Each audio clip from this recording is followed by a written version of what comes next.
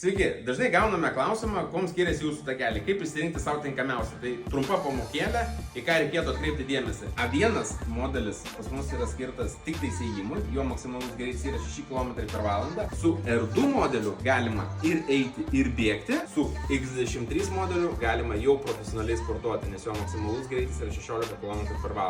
Kitas svarbus dalykas renkantis takelį yra to takelio svoris. Visi mūsų takeliai yra sulankstomi, visi turi montuotus ratukus, kas leidžia, naudojantis namuose, patogiai transportuoti iš vieno kambario į kitą, gyvenant name, nusitempti į terasą, pasinaudojus, sulenkti, padėti po lovą, į spintą. Trečias, ne ką mažiau svarbus dalykas, renkantis tinkamiausią bėgimo takelį, yra atkreipti dėmesį į takelio plotį ir į takelio ilgį. A1 modelis yra skirtas tik tais ėjimui, jo tiek pločio, tiek ilgio pilnai užtenka šiai funkcijai. R2 modelis, kaip ir minėjome, su šiuo modeliu galima ir eiti, ir bėgti.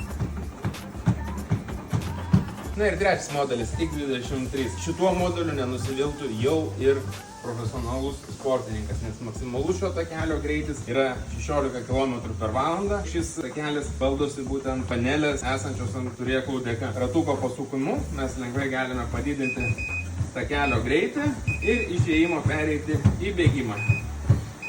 Svarbu paminėti, kad visi mūsų takeliai yra valdomi ir per išmaniąją programėlę.